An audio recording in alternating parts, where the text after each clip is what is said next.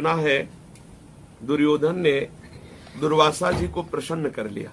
दुर्वासा जी ऐसे महात्मा है कि इनको प्रसन्न करना बड़ा कठिन है। 4 महीने दुर्योधन के पास रुके और उसने सम्यक सावधान होकर उनकी सेवा की। बड़े विचित्र महात्मा है, बिगड़ जाए तो किसी को भी श्राप दे देते हैं। बड़े विचित्र महात्मा, प्रसन्न हो जाए तो जो चाहे वरदान दे सकते हैं।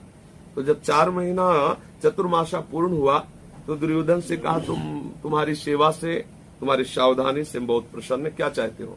तो दुर्योधन के मन में द्वेष था पांडवों से, और भक्त से द्वेष करने वाला चाहे जिसकी सेवा करे वो नाश से नहीं बच सकता।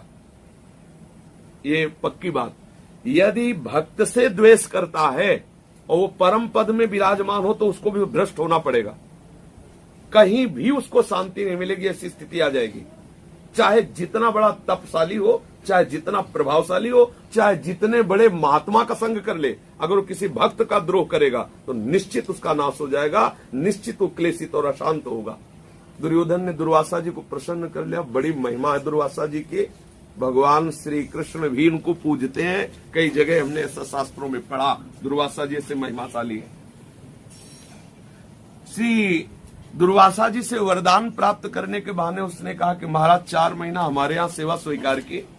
हमारी इच्छा है कि हमारे बड़े भ्राता युधिष्ठिर है, बड़ी चालबाजी से। और जिस समय द्रौपदी जी सूर्य के द्वारा दी हुई बटलोई में प्रसाद पाले, उस समय आप पधारे और अपने शिष्यों सहित आतिथ्य स्वीकार करें और हमारे भैया का सद्भाग्य बढ़ाएं, यही हमारी इच्छा है। मतलब घुमा के उनका नाश मांग लिया कि हजारों महात्मा इनके संग रहते थे दुर्वासा जी के, और सारा का सारा भोजन साजल का साधन वो बटलोई थी जो भगवान सूर्य ने प्रसन्न होकर दिया था कि चाहे जितने अतिथि ब्राह्मण संत आवे, जब तक द्रौपदी नहीं पाएंगी तब तक ये बटलोई जो चाहोगे।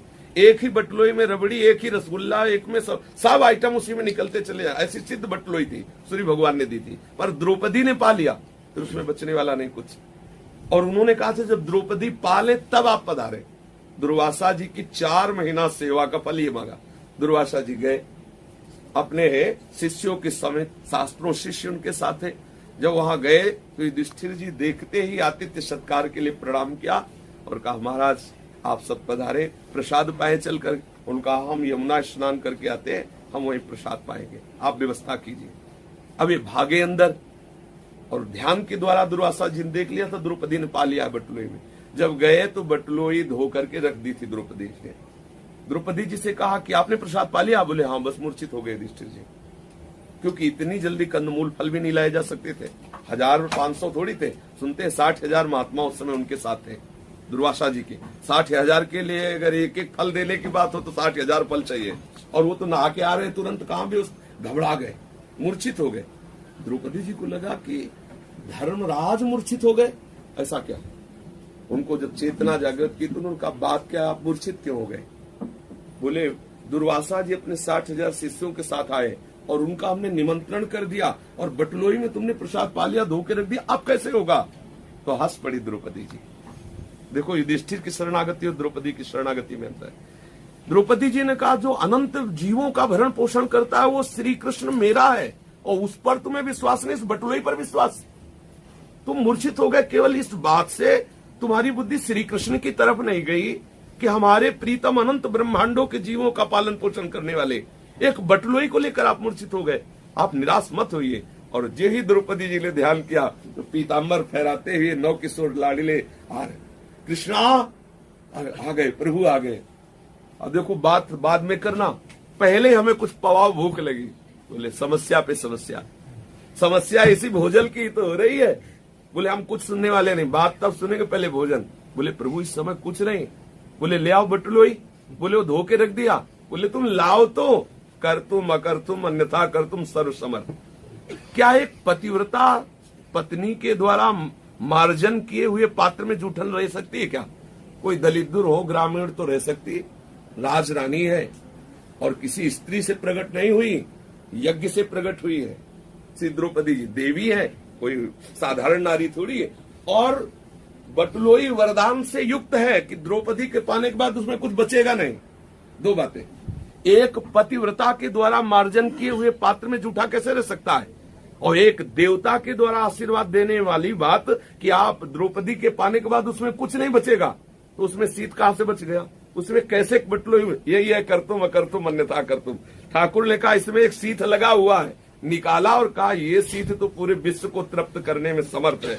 और ठाकुर जी ने पाया, जे ही पाया तो वहां जितने महात्मा थे सबके यहाँ फुल एकदम, मतलब एक कुल्ला जल भी पीने की सामर्थ्य नहीं रही।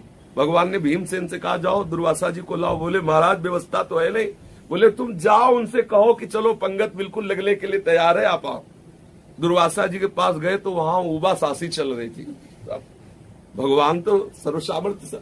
दुर्वासा जी से कहा कि खीर पकौड़ी रसगुल्ला सब तैयार, महाराज पधारो। तो उन्होंने कहा जो चाहो वरदान ले लो, भोजन की मत कहो। इस समय थूक लीलने के भी सामर्थ्य नहीं जो मुंह में आ रहा है। भगवान है ना, ऐसा कर दिया कि महात्मा सब। दुर्वासा जी ने जब कहा कोई वरदान मांग लो लेकिन भोजन, बोले शिष्य ने कहा नहीं गुरु जी तो कुछ पा भी सकते हैं, हमारी तो बिल्कुल सामर्थ्य पाने के लिए। भीम ने कहा कि जिस हेतु से दुर्योधन ने यहां भेजा था उस हेतु को वो प्राप्त हो जाए। दुर्योधन ने भेजा था कि ऐसे में दुर्वासा ऋषि के श्राप से पांडवों का नाश हो जाएगा। तो दुर्वासा जी ने कहा तथास्तु। देखा श्री द्रौपदी जी की शरणागति चीर हरण के बाद जो हुई बड़ी ठोस हुई। श्री कृष्ण के सिवा अन्य आश्रय नहीं। तो निश्चिंतता तभी बढ़ेगी जब हमारी शरणागति हो।